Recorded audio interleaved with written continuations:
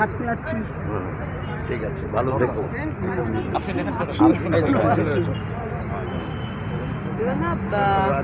সংবিধান রচয়িতার আজ জন্মদিবস। সংবিধান কি আদৌ বাঁচছে এই বাংলা তথা এই গোটা দেশ জুড়ে? সেই কথাই একটু আগে বলছিলাম।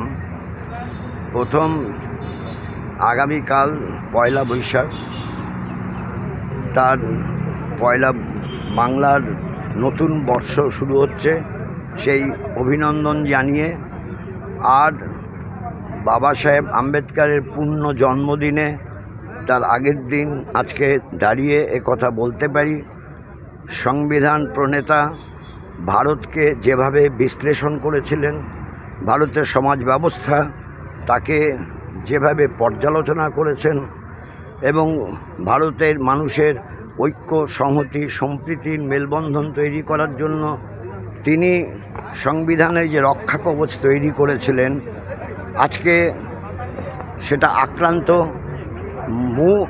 সংবিধানটাই আজকে আক্রান্ত হয়ে যাচ্ছে।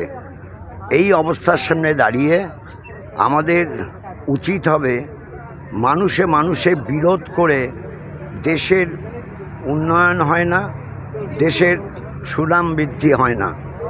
দেশকে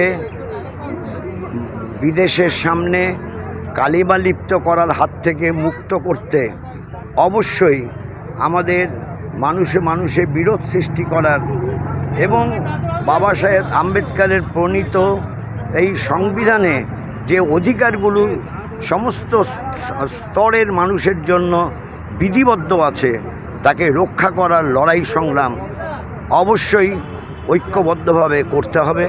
সমস্ত মানুষের এই যে সমাজটাকে একেবারে ছিন্ন ভিন্ন করার লক্ষ্যে মানুষের ঐক্য, যে শ্রমিক হোক, সে কৃষক হোক, যে শ্রম দেয় এবং শ্রমিক এবং কৃষকের শ্রমদানকারী মানুষের বড় অংশ সমাজে অবহেলিত, তারা বঞ্চিত।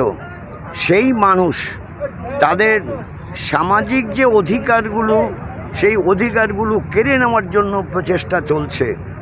তাদের রুটি রুজির প্রশ্নেও হামলা চলছে, বুলডোজ যাদের করা হচ্ছে, উত্তরপ্রদেশে যাদের বুলডোজ করা হচ্ছে, তারা এই সমাজের অংশের মানুষ, নিচের থাকের মানুষ, প্রান্তিক মানুষ।